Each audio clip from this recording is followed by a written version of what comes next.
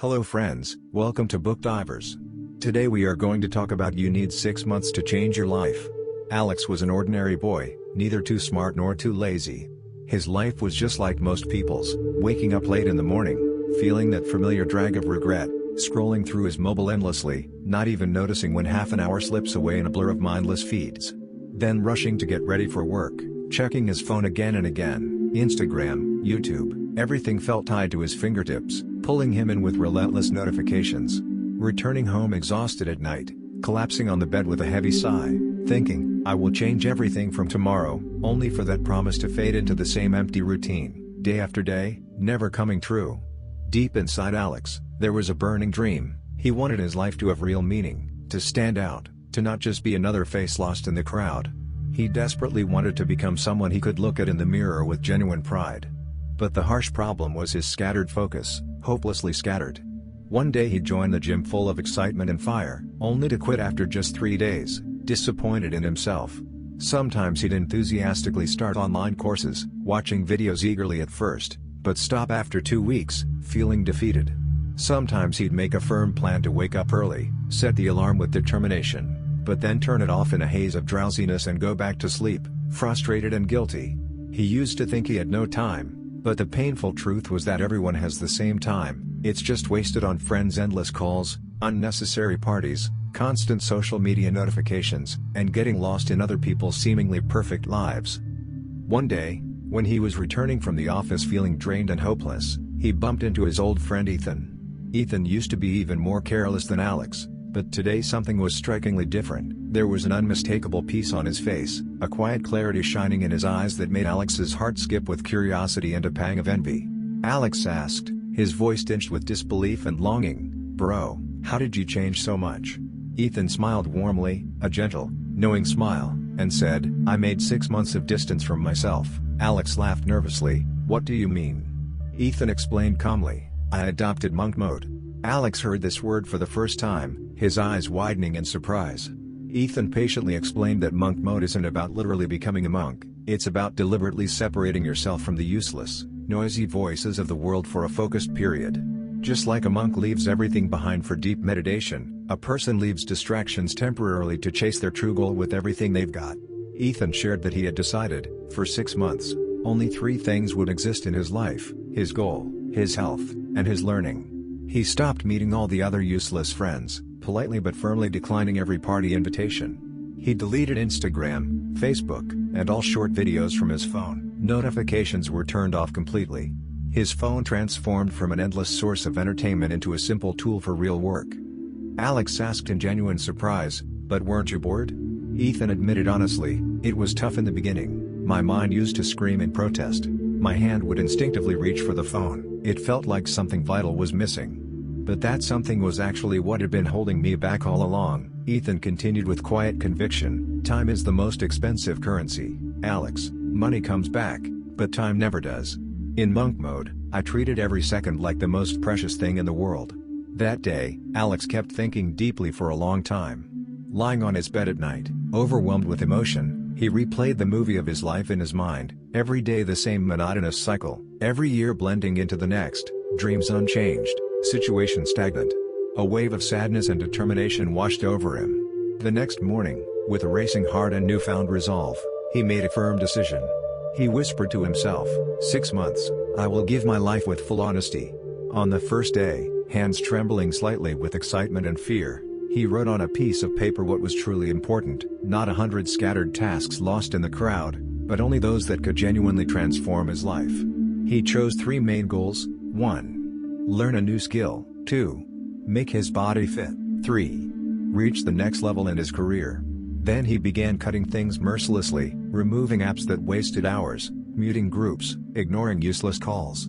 He clearly told his friends that he would be less available for a few months. Some got angry, their reactions stinging. Some made fun of him, their words hurting. On the first week, he felt painfully cut off from the world, like an island of isolation. In the evening, there was only silence where once the phone buzzed constantly. But in that profound silence, for the first time, he truly heard his own thoughts, raw and honest.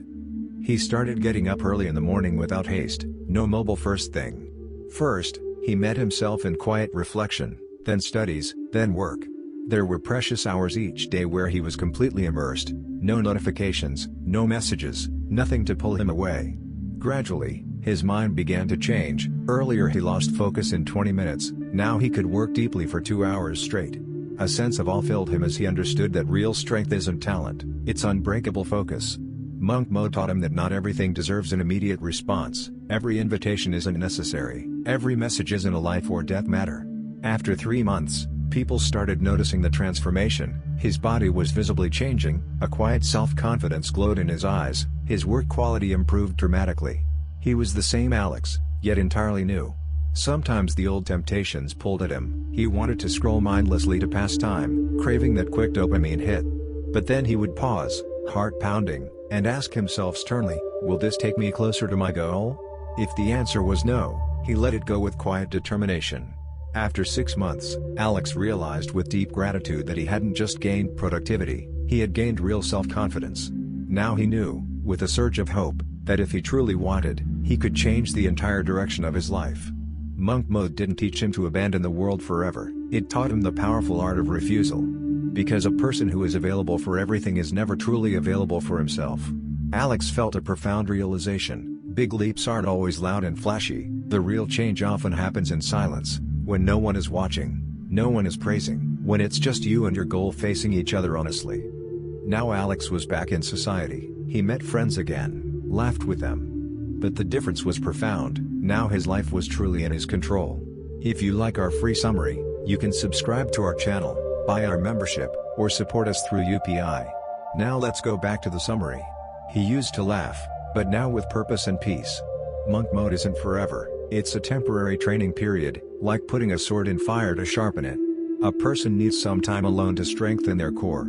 If you also feel stuck, that life isn't moving forward, days passing without direction, perhaps you too need a few months of monk mode, to decide fiercely who gets your time and who doesn't. Because the person who steps away from the world for a while often surges ahead of it.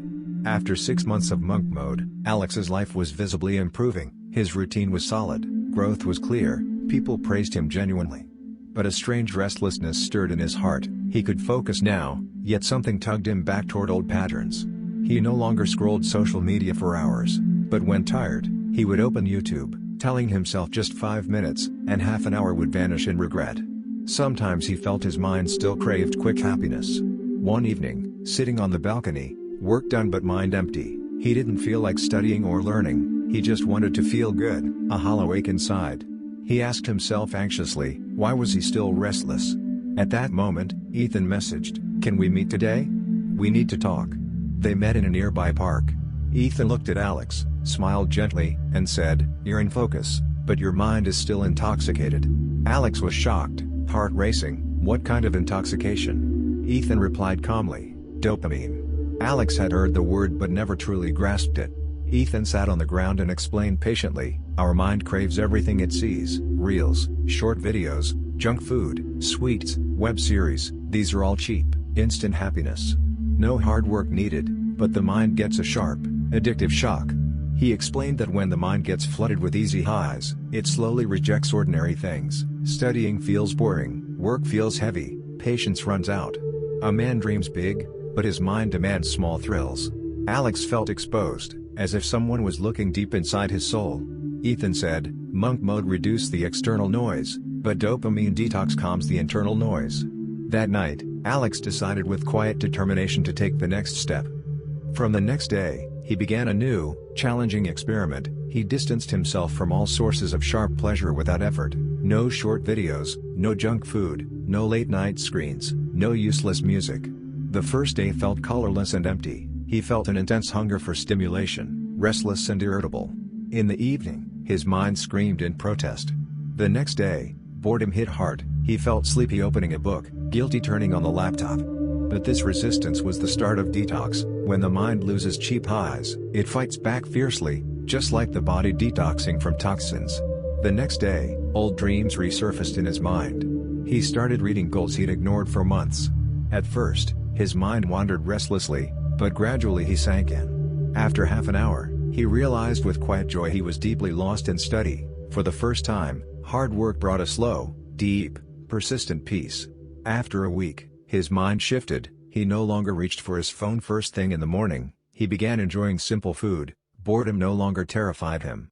Now boredom became his teacher. Whenever it came, his mind asked creatively, what can I create? What can I learn? This was the true magic of dopamine detox.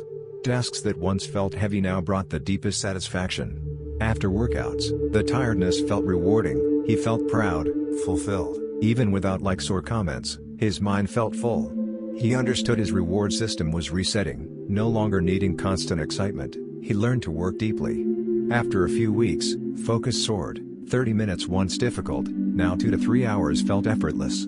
He realized the real enemy wasn't laziness, it was overstimulation. When the mind drowns in entertainment, real work becomes a burden. Remove the entertainment, and work becomes true pleasure.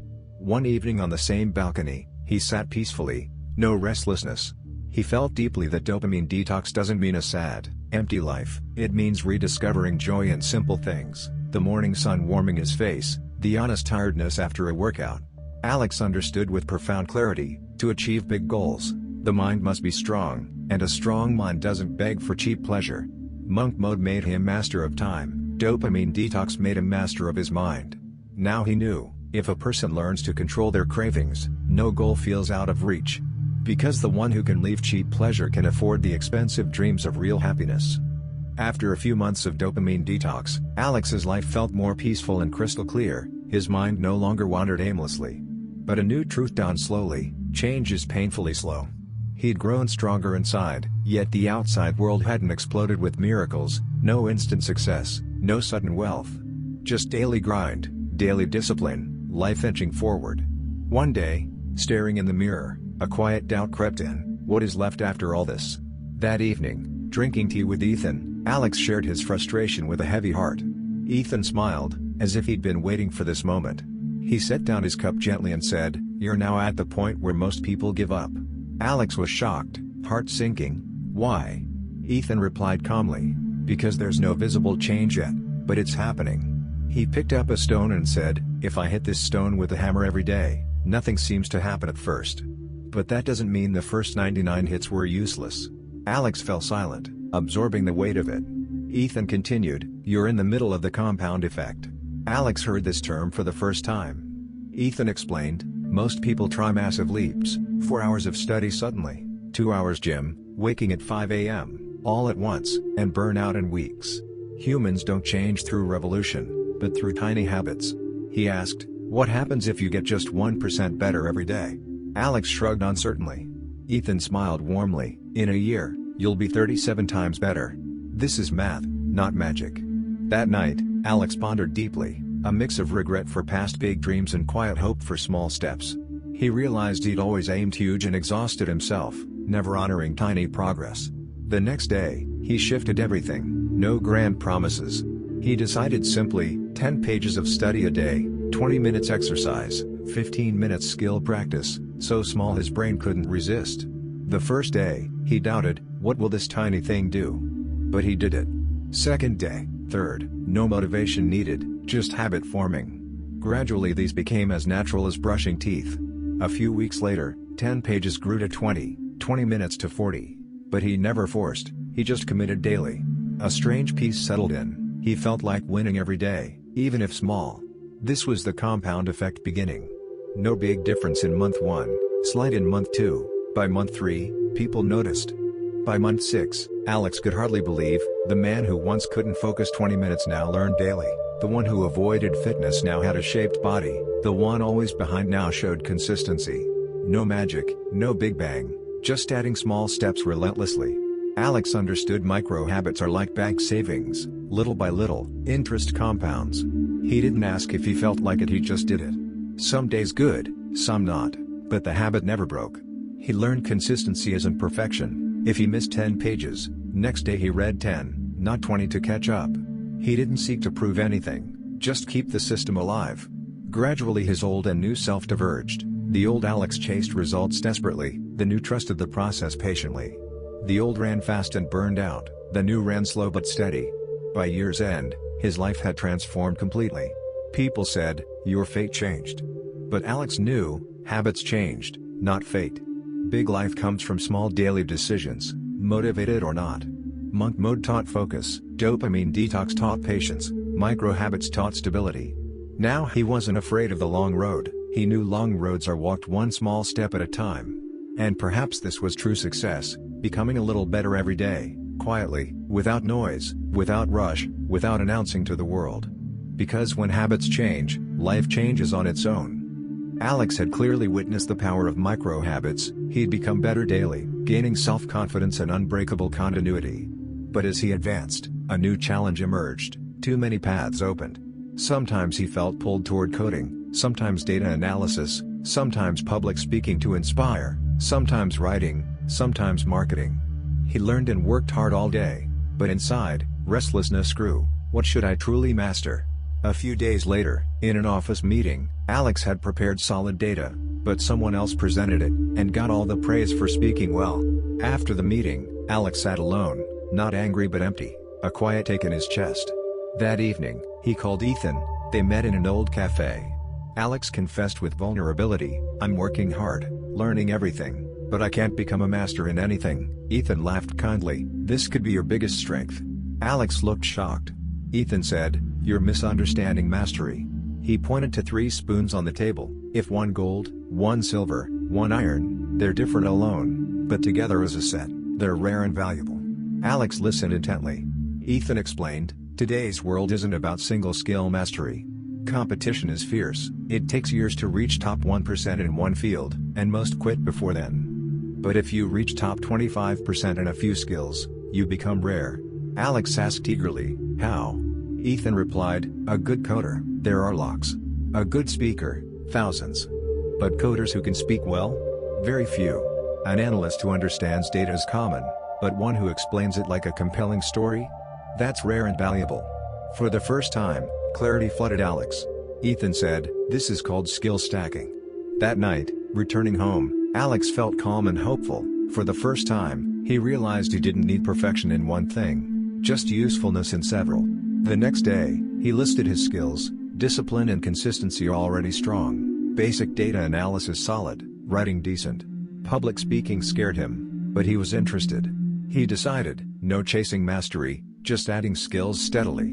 He planned, data analysis plus communication plus writing, not perfection, but functional competence. He learned data daily, made a small presentation weekly, practiced speaking 15 minutes alone before a mirror.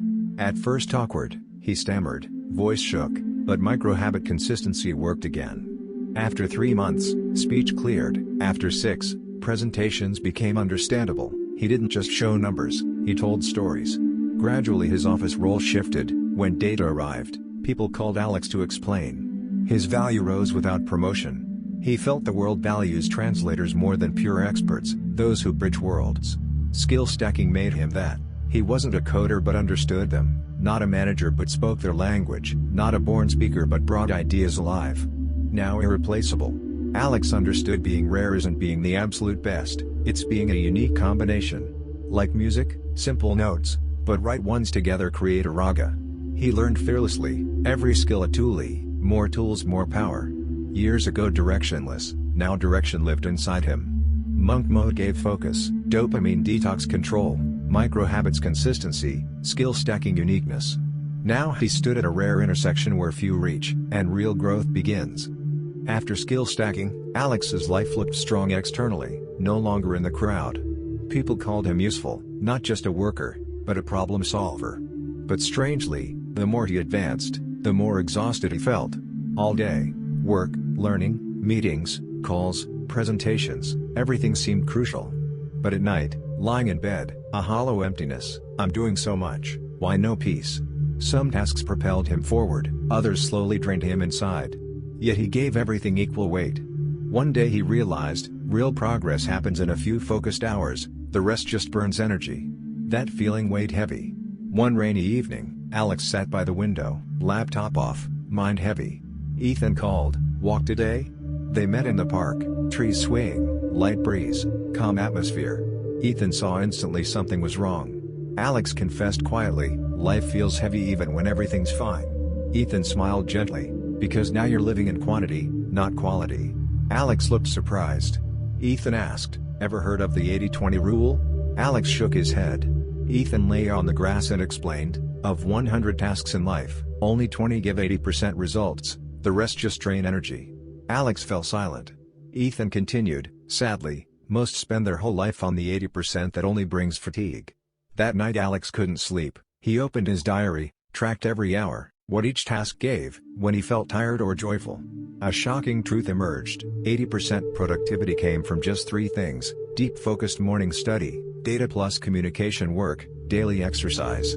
The rest, useless meetings, unnecessary calls, efforts to please everyone, important but truly unimportant tasks.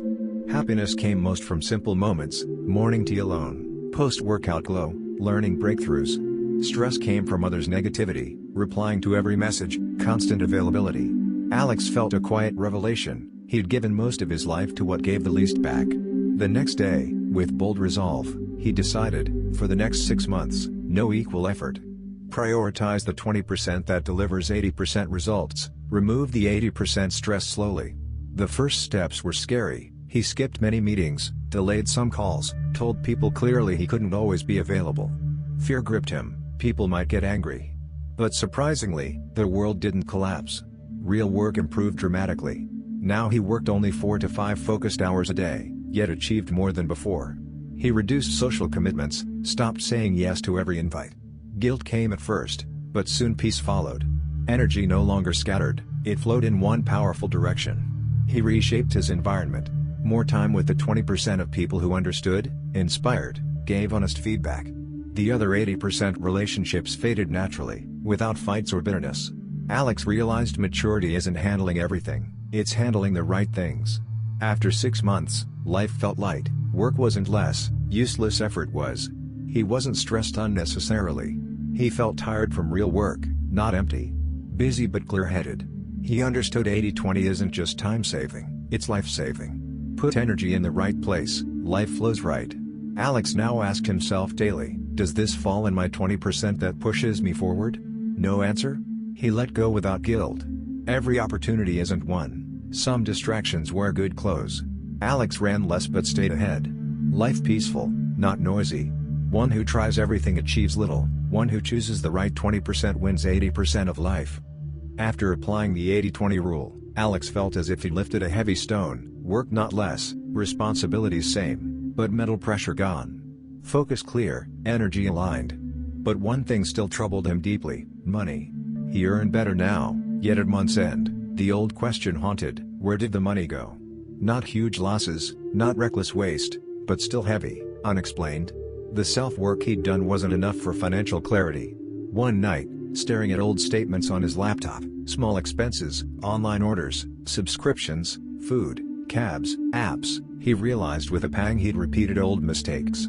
The next day he called Ethan. "Everything's fine, but my mind isn't at peace." Ethan laughed understandingly and asked, "Do you know where every month 1 rupee goes?" "Alex, this file is longer than 30 minutes. Go unlimited at turboscribe.ai to transcribe files up to 10 hours long." Thank you for listening to this summary on Book Divers. If you enjoyed it, don't forget to like, subscribe, and hit the notification bell for more book summaries and audiobooks. Share your thoughts in the comments below. What's one change you're planning to make in your life? See you in the next dive.